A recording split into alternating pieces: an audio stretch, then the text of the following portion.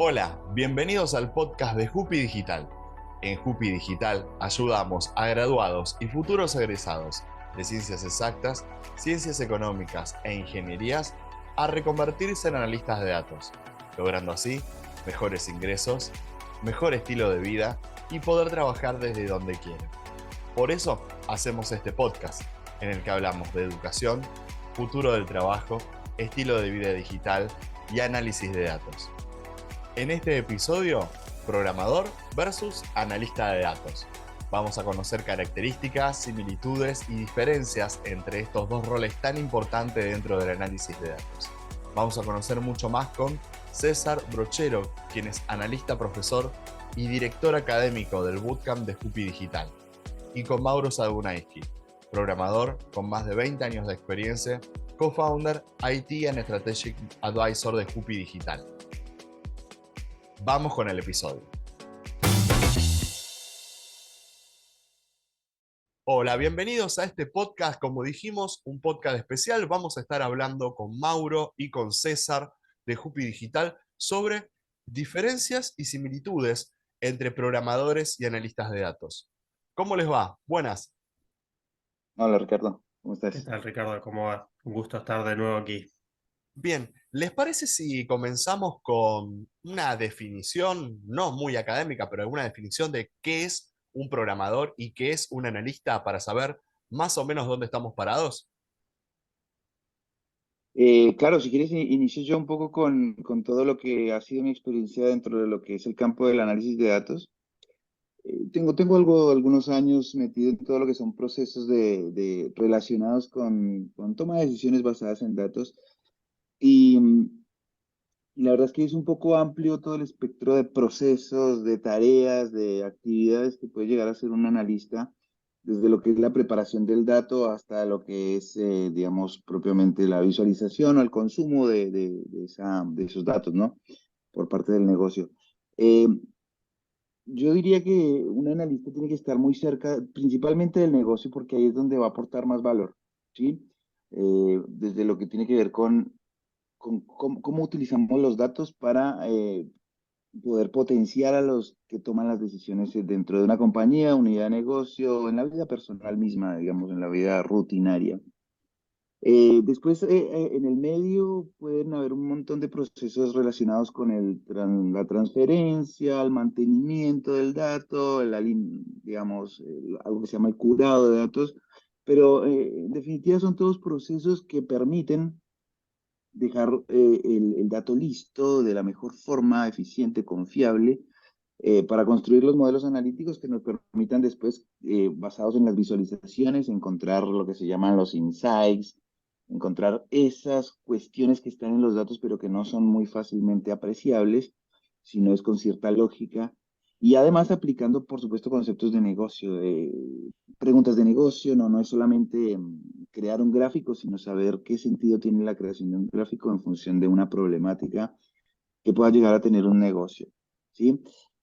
Ahí no hay tantos temas de programación, sin embargo, uno puede estar, definitivamente uno está interactuando con tecnologías, pero son tecnologías más, digamos, amigables, que justamente están creadas para eso, para que no haya tanta cuellos de botella en lo que tiene que ver codificación o con lo que tiene que ver propiamente con programación, ¿sí? Muchas veces uno crea procesos, y estos sistemas, estos software, automáticamente crean el código. Uno no tiene que escribirlo en principio. Hay algunas cuestiones que sí, pero en principio uno puede crear una aplicación analítica sin escribir ni una sola línea de código, ¿sí? Porque el valor está más en cómo podemos obtener el dato, limpiarlo, organizarlo, estructurarlo, crear el modelo analítico y después contestar preguntas de negocio a través de las visualizaciones, ¿no? O el data storytelling. Así que ese es un poco el espectro de actividades y procesos en las que se, digamos, se mueve un analista de datos, ¿sí?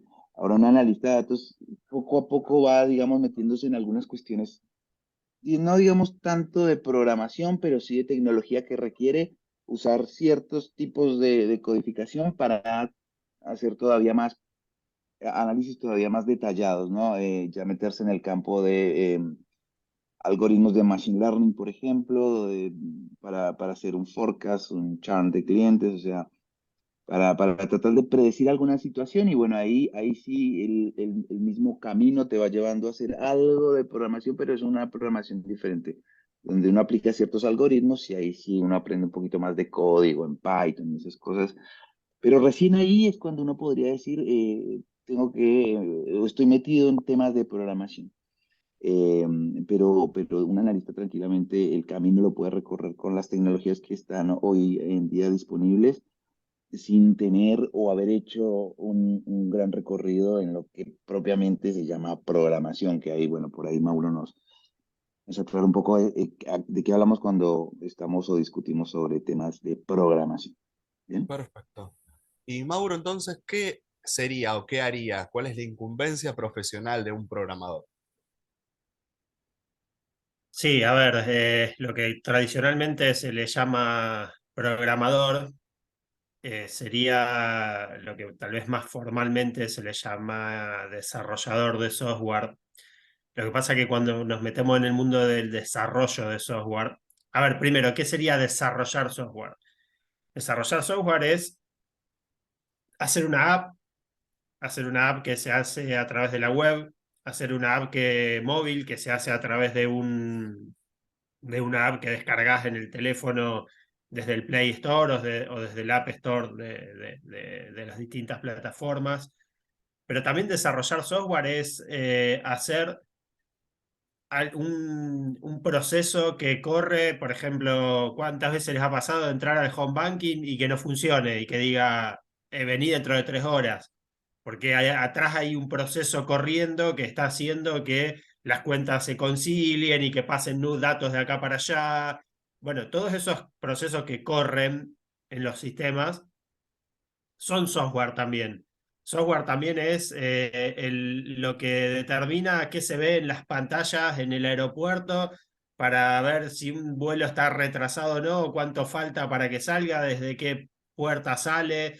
Digamos, software es entrar en una página y pedir un turno para un médico o para un trámite. O sea, software es lo que lee el código de barras en el supermercado para que eso determine cuánto sumar al ticket que se está pagando. Entonces, primero que nada hay que entender que el mundo del software es enorme, es amplio, tiene multiplicidad de disciplinas y de especialidades. No podemos quedarnos con algo, como también pasa también en el análisis de datos seguramente, ¿no? Pero por ahí la diferencia está en que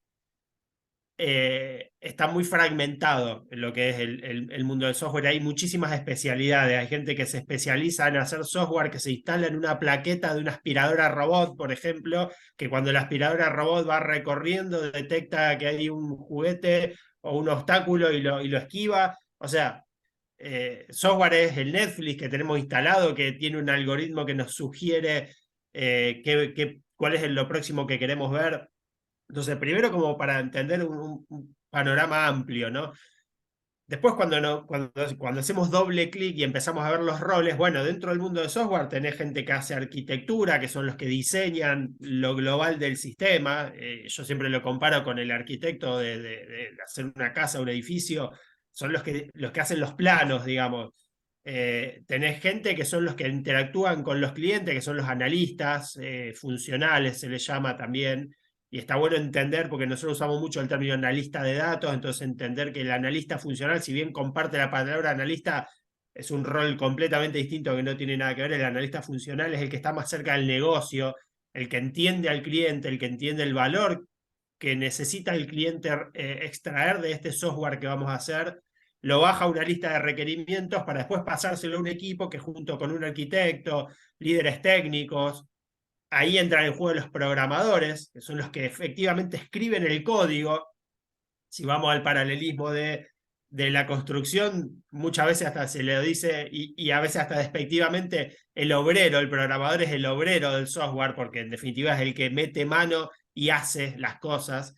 Después hay gente que está en el rol de lo que se llama QA, que es Quality Assurance, que básicamente son los que hacen el testing, pero va mucho más allá del testing, o sea, es probar que el software funcione, pero probar lo que funcione en profundidad. Hay un chiste que describe muy bien el trabajo del QA, que dice, entra un QA a un bar y pide una cerveza, pide 999 cervezas, pide menos una cerveza, pide 0 cerveza, pide un lagarto, y el dueño del bar lo echa, digamos, y el bar se prende fuego. O sea, un poco el trabajo del QA también es llevar el, el sistema a todos sus potenciales límites, porque los usuarios son los que después lo van a romper y a probar por todos lados. Entonces, bueno, dentro de todos los roles, hoy en esta conversación nos vamos a enfocar principalmente en el rol del programador para compararlo un poco con el rol del analista. Y básicamente el rol del programador es recibir requerimientos de parte de un analista funcional. Muchas veces el mismo programador, si trabaja solo, interactúa de manera directa con el cliente y tiene que ser él mismo su propio analista, su propio arquitecto. O sea, hagamos de cuenta que alguien que conoce todas las disciplinas fabrica su propia casa solo, o sea, diseña sus propios planos y después va y se pone a apilar los ladrillos y se lo muestra al cliente, los planos primero, obviamente, si le gusta o no, y después le va mostrando el progreso. Y muchas veces pasa eso también en el mundo del software, porque las herramientas avanzaron muchísimo también. Pero básicamente la tarea del programador es esa, estar constantemente escribiendo código, que escribir código es, digamos, son sentencias en un lenguaje que está entre medio entre el lenguaje máquinas de ceros y unos y el lenguaje humano. O sea, no está mucho más, está cerca del lenguaje humano porque lo tenemos que leer y lo tenemos que entender, y eso después se ejecuta y se convierte en lenguaje máquina para que la máquina haga algo con eso y muestre cosas de pantalla y lleve datos de acá para allá, etcétera, etcétera. Entonces, ahí es eh, donde por ahí me parece se produce la parte interesante del punto de contacto, si se quiere, entre el trabajo del analista y del programador, porque en primera medida el programador o los equipos de programación son los que hacen el software que va a generar los datos, que se van a guardar en una base de datos y que va a hacer que el analista después tenga la materia prima con la cual trabajar, ¿no? Porque, no sé, recién decía el ejemplo de un supermercado. En un supermercado el software lo que hace es, cada ticket que se imprime se va guardando, bueno, se hizo tal ticket, tal fecha, tal medio de pago, todos estos productos, este precio, y bueno, y se va guardando la información. Y esa información después el supermercado la usa para liquidar impuestos, para saber cuánto stock necesita, y ahí terminó el trabajo del software. Ahora, ahí adentro hay un montón de información extremadamente valiosa que el software no la contempla. El software del ticket del supermercado no te va a decir cuáles son los productos que te conviene estoquearte, por ejemplo, o cuáles son los productos que te conviene ponerlos más adelante o más atrás, o comprar más de esto, o hacer una promoción, digamos, César seguramente tendrá innumerables ejemplos más profundos. Ahí es donde entra el rol del analista, ¿no? O sea, retoma donde el desarrollador de software dejó, que te dejó una base de datos llena de información, ni siquiera información, porque estrictamente hablando de la definición de información es datos procesados. A veces no están ni procesados, son un montón, todos los tickets que hay ahí, todo lo que facturamos, todo lo que hicimos. Y ahí es cuando lo agarra un analista y de ahí saca jugo, ¿no? Saca información valiosa para la toma de decisiones. Yo lo que veo en común, por lo que me están contando, es el tema de cuán importante es conocer el negocio. O sea, César nos planteaba que era muy importante para el analista de datos meterse en el negocio y conocer el negocio para lograr mejor procesamiento de esos datos. Y Mauro también nos planteaba lo mismo, de decir, necesito un analista funcional o en el caso de que yo trabaje solo, ser mi propio analista funcional y conocer qué necesidades tiene el cliente y traducirlas a mi software. Es interesante esto también, César, que uno cuando recibe la información no la recibe limpita y procesada. ¿Cuánto tiempo le lleva a un analista poder limpiar esa información en bruto? Vamos a seguir con este ejemplo del supermercado y de los tickets. Me dan toda la facturación del mes. ¿Y cuánto me puede llevar? ¿Cómo proceso esa información? ¿Cómo trabaja? ¿Cómo es el día a día de un analista? Sí, bueno, antes de responder eso, voy un poquito atrás sobre Sí, lo que mencionabas. Muchas veces dentro de lo que es el mundo de análisis de datos, se todavía un poco se suele usar la palabra desarrollador, el desarrollo de aplicaciones analíticas.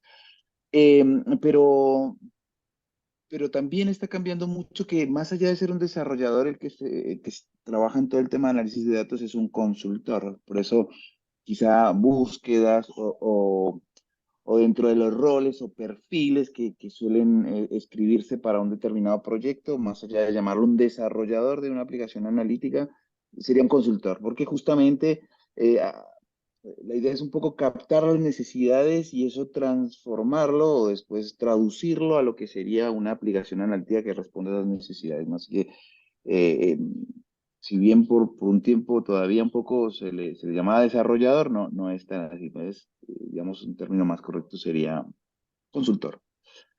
Y ahora lo que tiene que ver el día a día, pues depende mucho del caso, sí. No lo sé, No, perdón, un comentario rápido en esto también del negocio, antes de pasar a la otra parte de la pregunta.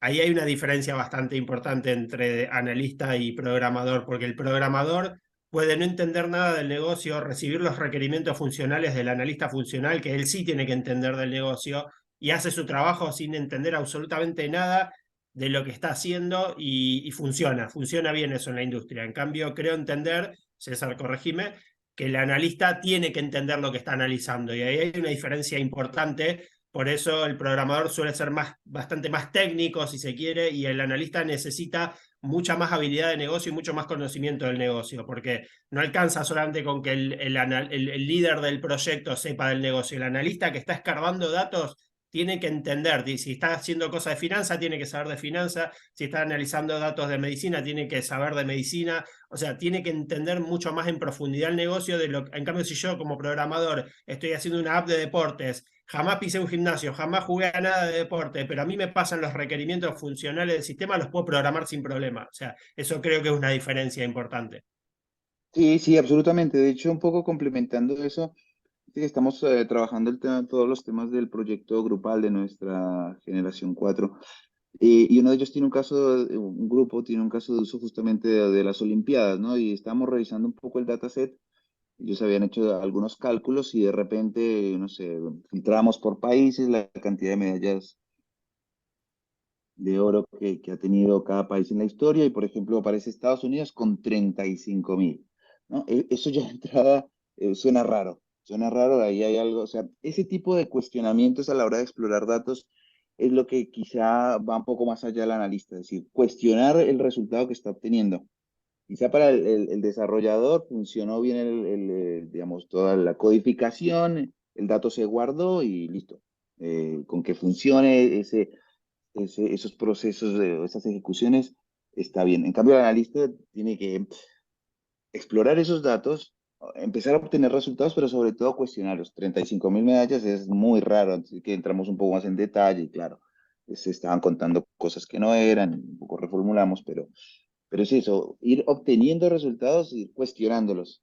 Esto es, esto es lógico, no es lógico, tiene sentido, o agregar un nuevo dato, en fin. Así que digamos, donde termina uno, arranca el otro fuertemente. Y en lo que tiene que ver con lo que preguntaba sobre cuánto, el tiempo, la realidad es que depende mucho del caso de uso, no puede decir tanto tiempo. Bueno, sí podemos decir un porcentaje. Hay un gran porcentaje dentro de lo que son procesos de creación de soluciones analíticas. Hay un gran porcentaje, me atrevo a decir 70-80% de lo que es la preparación del dato y el modelo analítico, ¿sí? Ahí es donde uno va a consumir más tiempo, pero porque ahí es donde uno mete toda la lógica, digamos, que requiere para contestar las preguntas de negocio que van a salir en la visualización. Entonces, en lo que es la creación del modelo está todo el tema de limpieza. A veces los datos vienen mal estructurados, no vienen eh, procesos deficientes del data entry hacen que, por ejemplo, tenga en un mismo campo, en una misma columna de datos, tenga Argentina, ARG, Argen. Bueno, eso, lo ideal para un analista de datos es que desde la fuente venga ya depurado, venga limpio, porque, porque sería un proceso más eficiente, pero normalmente nosotros como analistas tenemos que mapearlo, tenemos que arreglarlo usando diferentes técnicas. y preparar el modelo analítico, que es quizá un poco el gran desafío dentro de lo que se conocería como el backend, pero más que el backend sería como la preparación de todo el modelo para después presentarlo a través de visualizaciones. Y ahí puedo mencionar algún ejemplo particular. Yo cuando inicié con todo el tema sí, desarrollo de aplicaciones analíticas, creación de soluciones analíticas, por supuesto las tecnologías tienen una sintaxis particular, ¿no? O sea, no solamente es, obviamente los desarrolladores han creado esta sintaxis dentro de este software para poder hacer y crear los cálculos, ¿sí? Crear un indicador, por ejemplo. Bueno, a medida que uno va complejizando la necesidad de visualización, pues esta sintaxis, independientemente el software, pues es un poco más complejo. No llega a ser desarrollo como tal, pero sí hay que aplicar ciertas sintaxis, ciertas cosas muy particulares del software para poder calcular lo que queremos. Y en principio, como yo trataba de hacer muy complejas las expresiones se llaman el cálculo, la sintaxis esta que hace que me calcule la suma de ventas del mismo mes del año anterior, por ejemplo. Entonces, tratábamos de llevar todo el trabajo a la capa visual, ¿sí? Al gráfico, a calcular en el gráfico algo bien complejo, ¿sí? Como alguna variación, un rolling 2. Entonces eso requiere una sintaxis que no es compleja, pero hay que trabajarla un poco, ¿no? Entonces uno cargaba el gráfico con esta sintaxis un poco pesada. Bueno, cuando uno fue avanzando más, mucha de esa sintaxis se puede llevar a lógica dentro de lo que es la creación del modelo. ¿Mm? Y hace que eso resuelva un montón de cosas y sea más eficiente la solución que se ha entregado. Ese, digamos, es uno de los mayores desafíos, pero no llega a ser programación, es adecuar una serie de lógica directamente en lo que sería la creación del modelo. Y en la creación del modelo, pues ahí sí hay trabajos entre tablas, trabajos entre campos, hay que usar ciertas funciones. No llega a ser programación, porque la programación está atrás de esa lógica, atrás de usar un join, de una concatenación, de usar un condicional. Pero bueno, ese sería como uno de los desafíos que tiene la lista de datos, poder crear estas soluciones o estos modelos de datos analíticos de forma eficiente.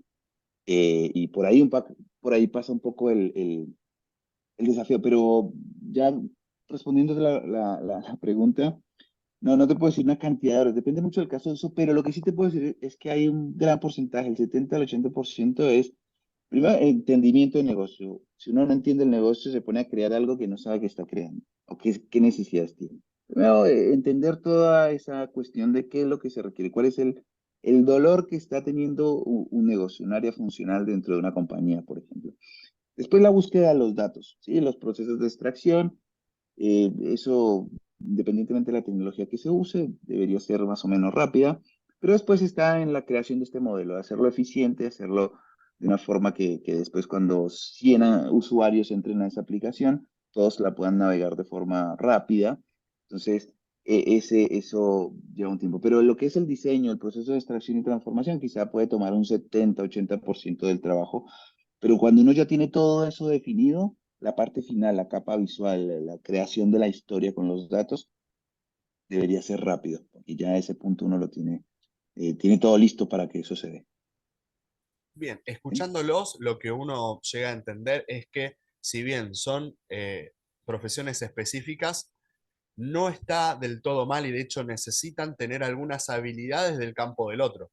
César, nos planteabas que sobre el final del trabajo es importante para poder procesar la información tener alguna habilidad de programación. Mauro, nos planteabas que al principio cuando yo a lo mejor estoy trabajando solo y no tengo un analista funcional, necesito de alguien que conozca de la empresa de la que me está solicitando o del particular que me está solicitando un desarrollo y poder aplicarlo. Si bien no necesitan saber del trabajo del otro, en cambio los analistas sí, es como que necesitan tener alguna noción de las habilidades que tiene el otro, sin llegar a ser programador con todas las letras siendo analista o analista con todas las letras siendo programador. ¿Es algo ahí como en el medio, Mauro? ¿Qué nos puedes decir Y de a eso? ver, en principio, toda habilidad que uno adquiera siempre le va a sumar. O sea, yo creo que es un error de muchos programadores, y hablo de programadores porque es lo que más interactúo día a día, dirijo equipos de programadores, prácticamente me ha tocado pasar por casi todos los roles dentro de los equipos de programación, tomar decisiones de arquitectura, digamos, interactuar día a día con analistas. Trabajando en proyectos chicos he tenido que ser yo el analista, el arquitecto, digamos, y obvio que a medida que va pasando el tiempo te vas dando cuenta de que cuanto más aprendas más cosas, mejor. Lo que pasa es que al mismo tiempo estamos hablando de una industria donde está muy clara la división del trabajo y la especialización. Entonces, si yo me especializo en programar test automatizados, por ejemplo, y bueno, o sea, a mí me dicen, este es el requerimiento funcional y yo me ocupo de reventar la aplicación con una batería de test o test de estrés, por ejemplo. Hay gente que se especializa en programar test de estrés. ¿Qué es un test de estrés? Reventar un servidor con cientos de peticiones por segundo para ver hasta cuánto responde y cuál es la máxima carga que soporta. Bueno, ese tipo de cosas son muy específicas y bueno, a veces si no conozco el negocio no pasa nada, por eso yo antes marcaba esa diferencia. Pero sí, obviamente que la persona que entiende mejor del negocio va a poder hacer mejor su trabajo, incluso si no lo necesita en términos estrictos. Y yendo del lado del analista, lo vemos en Jupi, que la gente que viene del mundo de programación, que viene que sabe escribir código, que está acostumbrada, que tiene el hábito de leer código y saber e imaginarse cómo eso se va a ejecutar, y al principio tiene más facilidad. O sea, las primeras clases, el que ya viene con algo de experiencia, porque son programadores, porque hicieron un bootcamp de programación, o porque estudiaron cualquier ingeniería donde están acostumbrados a las fórmulas, a las matemáticas, a los modelos más abstractos, de pensamiento abstracto, digo, ¿no? Hace que todo esto lo manejen más rápido y mejor. Pero también después, a medida que va avanzando el bootcamp, empezamos a ver casos de negocio más profundos y te das cuenta que tal vez un contador, un economista, se da cuenta de muy rápido de cosas que tal vez el ingeniero químico, que la abstracción matemática lógica la tenía perfecto y entendía todo rápido, le falta ese conocimiento y necesita, o sea, el que ayudaba a los compañeros en los primeros módulos porque tenía más claro lo técnico, después necesita ayuda de los otros compañeros para entender cuestiones financieras. Bueno, obviamente que siempre está el acompañamiento de los docentes, ¿no? Pero también es muy interesante lo que se produce en Jupi con la comunidad y el apoyo de la comunidad. Eh, pero bueno, en definitiva, creo que es muy difícil también cuando uno plantea su plan de carrera o cómo organizar su carrera en un mundo donde la especialización tiende a perder valor, como que pareciera ser que la tendencia, con todo esto de la inteligencia artificial, que puede ser cada vez más especialista en distintas cosas, hay como una tendencia en pensar que los humanos tal vez tendríamos que empezar a ser un poquito más generalistas, pero la realidad es que el mercado de hoy paga por especialistas. Entonces es difícil este proceso de decir, bueno, ¿hasta qué punto me meto a ver cosas de negocio, habilidades blandas, técnicas de marketing, de venta, de emprendimiento, cuando yo salgo al mercado y me piden ser especialista en estas tres herramientas o en estas cuatro técnicas de hacer cosas? Entonces, es un balance. Hoy hay que seguir estudiando las cosas específicas que se necesitan y eso es lo que nosotros hacemos en Jupi. Enseñamos la técnica específica del uso de una herramienta en particular, que es Click, que después esas habilidades trasladan a aprender otras herramientas con mucha facilidad y mucha velocidad, pero al mismo tiempo entendiendo que el mundo está evolucionando, está cambiando rápido, entonces por eso también damos habilidades blandas y también hacemos mucho énfasis en esto de entender el negocio, porque a la larga a lo mejor en 5 años, gran parte de este trabajo que hoy hace el analista lo van a hacer directamente todos los robots, pero la curiosidad humana de escarbar datos y de ir a buscar tendencias, no digo que nunca la van a reemplazar los robots, pero por lo menos pareciera ser que falta más tiempo. Que va a tardar un poco más. Sobre eso quería consultarles, ya que los tengo a ambos, que me puedan decir dos, tres, cinco características que para ustedes debieran poseer o ya la traen de fábrica o la adquieren la gente que se quiere dedicar al análisis de datos y a la programación. el que quiera arrancar me dice, cuestiones actitudinales, cuestiones de habilidades que debiera tener alguien que quiere ser analista de datos o que quisiera ser programador, para, en su experiencia, facilitarle justamente el entrar a estos trabajos. Yo te puedo decir, primero, yo siempre se los digo a la gente del bootcamp, con quien hablo, una persona que quiere dedicarse a lo que es el análisis de datos tiene que ser muy curiosa, tiene que no explorar cómo dar una solución a una problemática con los datos disponibles, buscar los datos en múltiples. Hoy sí que los datos están más disponibles que nunca. Hoy hay datos por todo lado y hay forma de consumirlos muchas veces de forma gratuita. Así que es eso, ver cómo integro un dato con otro y ser muy curioso. Decir, bueno, ¿por qué vendo más helados cuando llueve? Por ejemplo, digo cualquier cosa. Sí, cosas como esas que en principio uno dice no tienen nada que ver, pero tratar de encontrar una hipótesis y tratar de soportarla con datos. Bien, después no tenerle miedo a la tecnología. Ahí hay que trabajar con tecnología de datos, también con tecnología otra un poquito más específica, pero son cuestiones que así como ha avanzado el mundo en datos, también ha avanzado en tecnología. Y son muy fáciles de aprender, tienen una curva de aprendizaje muy rápida. Y también hay muchas de esas tecnologías que no son solamente para grandes compañías. Tienen programas académicos en donde como individuo puedo ir y aprenderla. Además, más allá de canales de YouTube, las comunidades, ya, y la verdad que hoy hay muy fácil apoyarse. Bueno, por supuesto, todo lo que tiene que ver con el bootcamp también, que vamos bien a lo específico. Eh, También, bueno, conocimiento de habilidades para poder hacer preguntas correctas o preguntas al negocio, para también ver que hay un nuevo negocio, petróleo, retail, banca, finanzas, estar muy abierto a entender un tipo de negocio sin ser especialista, a poder hacer las preguntas adecuadas para poder entender una problemática y después traducirlo a lo que sería la solución. Esa sería otra de las cosas que necesitaría, y ahí requiere mucho de habilidades de comunicación, entender que eso que me está pidiendo o algo que ya estoy indagando, automáticamente ya estoy pensando qué dato necesito, cómo transformarlo, cómo poderlo, o sea, ya pensar en la parte de arquitectura o de solución cuando estoy hablando con un usuario que lo que va a hacer es hacer clics y encontrar una tendencia y después tomar decisiones con ella con la ayuda del analista. ¿No? Eso reduciría bueno, serían focos importantísimos para alguien que quiere trabajar en análisis de datos, se quiere desempeñarse. No llegan a ser cinco, pero creo que con eso sintetizo bien las cuestiones que hacen que alguien quiera ser analista de datos y se pueda desempeñar bien dentro de esa área. Obviamente, habilidades como trabajo en equipo, lo que es muchas veces los proyectos. Hoy te diría que casi todo está gestionado con habilidades o con tipos de desarrollo de proyectos o implementación de proyectos con metodologías ágiles. Entonces también estar un poco familiarizado con eso, en que voy a conformar un equipo de proyecto donde hay diferentes roles y el mío tiene o va a tener algo específico y bueno, seguir esos lineamientos, eso principalmente. Con eso va a andar bien alguien que se dedique a análisis de datos. Perfecto. Mauro. A ver, desde la programación, yo creo que todo lo que voy a decir de programación también aplica a análisis de datos. Ahora me lo validará César.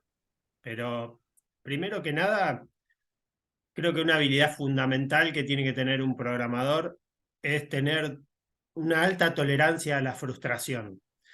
Y eso se traduce en ser muy paciente y muy consciente de que las cosas llevan lo que llevan. Y les pongo un ejemplo muy concreto. Yo doy habilidades blandas dentro del bootcamp de Hoopy. Y muchas veces pasa que, bueno, cuando empezamos la clase de habilidades blandas, siempre dedicamos unos 10 o 15 minutos para contar cómo, perdón, cómo venimos, cómo vienen con el bootcamp, los desafíos que están teniendo desde lo emocional, desde la gestión del tiempo, todo, digamos.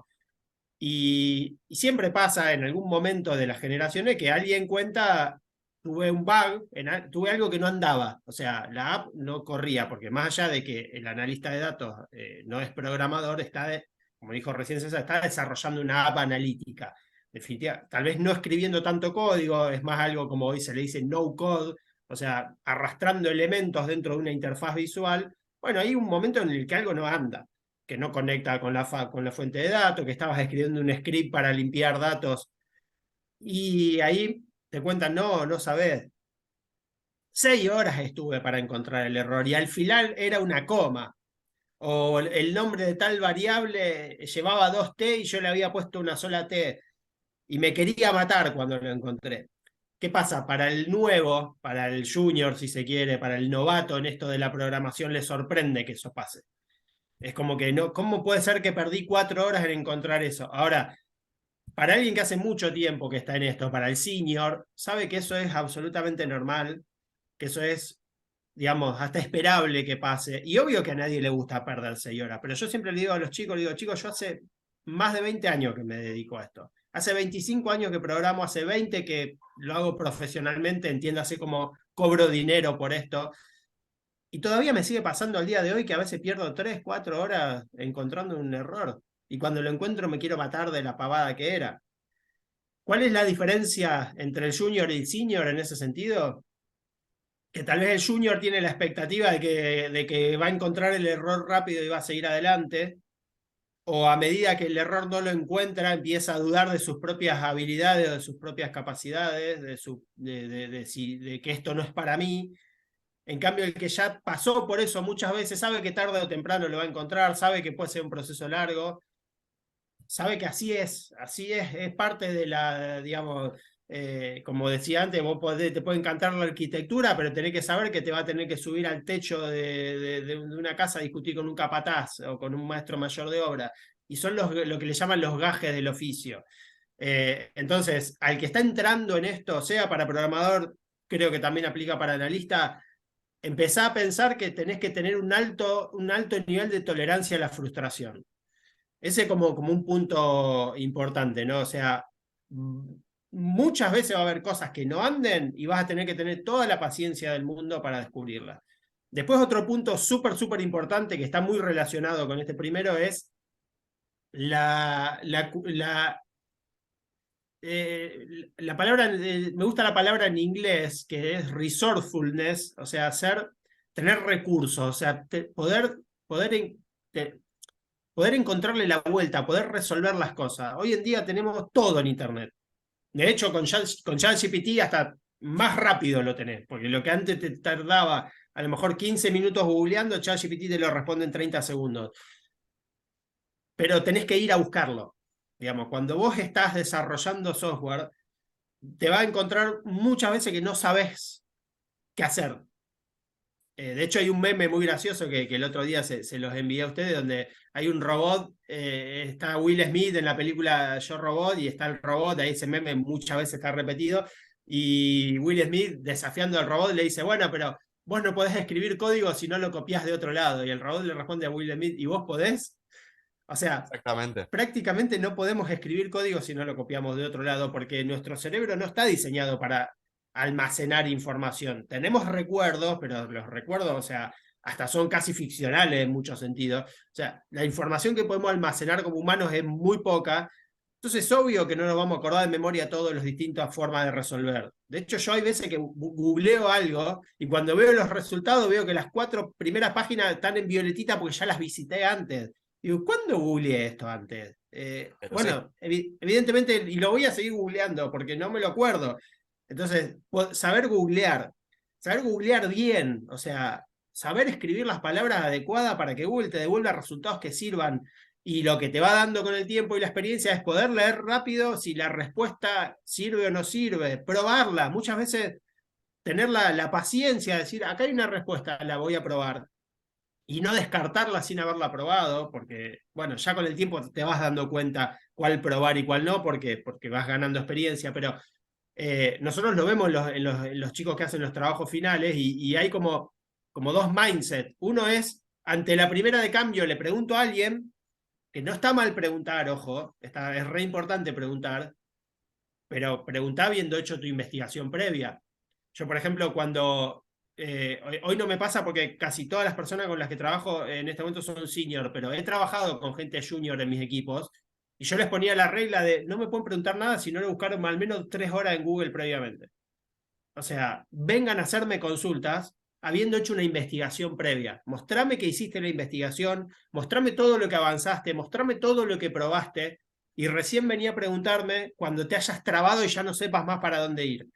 Que para eso está el senior y está perfecto tener la ayuda de la gente que te acompaña en estos procesos. En el caso de Jupi están los docentes, pero acostumbrate a hacer el proceso de investigar, convertirte en autodidacta. Si vos no tenés la capacidad de ser autodidacta, en cierta medida, o sea, obviamente que los cursos en línea funcionan, los bootcamp funcionan, para eso estamos nosotros desde Jupi, pero si vos no lográs resolver los problemas sobre la marcha y no tenés esa actitud de darle para adelante, difícilmente tengas alguna especie de futuro en esto del desarrollo del software y creo que también en el mundo de análisis de datos. Y otro punto súper importante es, te tiene que gustar un poco el pensamiento abstracto, lógico, matemático. O sea, si vos venís de un mundo completamente social, completamente, no sé, espiritual, no, a mí me encanta hablar con la gente, sí, está bárbaro, es una habilidad espectacular, pero si no disfrutás al menos un poquito, sentarte en una computadora a empezar a resolver un problema profundo, que puede ser, no sé, para un contador puede ser encontrar la solución de un balance, por ejemplo. O sea, no necesariamente tiene que ser algo absolutamente técnico. Para algún ingeniero, cuando estudiaba en la facultad, resolver ejercicios de física, de matemática, de química, donde hay todo un proceso de pensamiento abstracto con un resultado final y que cuando llegás al resultado lo disfrutás. Te encanta haber encontrado el resultado. Si ese proceso lo sufriste un montón, bueno, el mundo del desarrollo de software no es para vos y probablemente tampoco el de análisis de datos. Seguramente te tengas que dedicar a ventas, a psicología o a otra cosa que realmente disfrutes y va con el mejor amor del mundo. O sea, nosotros hacemos un proceso también de, de aplicación y de filtrado dentro de Jupi. Y cuando vemos gente que nosotros creemos que no va a disfrutar de este proceso, también se lo decimos. Obviamente no le cerramos la puerta a nadie. Si alguien dice, no, mirá, yo estudié, de hecho tenemos, por ejemplo, un filósofo que se recibió en Jupi y ya está trabajando como analista de datos en una empresa, pero ¿qué pasa? Le encontró el placer a esa parte. También los filósofos estudian mucha lógica, digamos, toda la lógica de predicados, o sea, de hecho la filosofía es la madre de todas las ciencias, pero bueno, hay filósofos que a lo mejor eligen ir por el lado existencial de la vida y no disfrutan realmente de las cuestiones técnicas. Entonces, ahí yo creo que hay un punto importante. Si no disfrutas ese proceso técnico y realmente replanteate, o sea, no es cuestión de decir entro acá porque hay plata y nada más, porque es una industria que paga bien, porque hay muchos roles. Por ejemplo, puedes trabajar en ventas dentro de IT y el vendedor no tiene que aprender tanto de esos procesos súper técnicos. Sí necesita seguir un proceso también el vendedor, porque si no, no es buen vendedor, pero ya es un proceso de otra manera y el vendedor pone en juego otras habilidades. O podés ser diseñador de interfaces, donde podés expresar distintas formas de arte, combinar colores, entender la psicología del comportamiento y de la gente, cómo hace clic en las pantallas. O sea, hay un montón de disciplinas dentro del mundo de IT que vos podés explorar o explotar otras habilidades tuyas. Así que bueno, yo me quedo con esos 3 puntos de habilidades que un desarrollador de software debería tener. Y bueno, no sé, César, si coincidís en que aplicarían también para un analista. Sí, sin duda, absolutamente es esa capacidad de enfrentarse a una frustración y sacarla adelante, pues muchas veces a la primera no va a funcionar, difícilmente la primera vez funcione y ya tenga todo resuelto. Pero es ser recursivo e intentar ir por otro lado, volver a intentarlo y la verdad que cuando se llega a ese punto, se encontró, corrió bien el proceso, es una satisfacción tremenda y eso alienta mucho y bueno, así que coincido, sí, el analista también debe tener eso que mencionaste, esas capacidades, Mauro, así que alineados con eso. Bueno, muchachos, muchísimas gracias. Creo que clarificamos muchísimo el panorama de la gente que confunde lo que hace un programador con un analista de datos. Acá sentamos las bases, desarrollamos qué hace cada uno, con qué se enfrenta en el día a día, qué hace en el día a día cada uno, cuáles son las características que debería tener cada uno. Estamos hablando de personas que tienen más de 20 años de experiencia en esto, ¿no?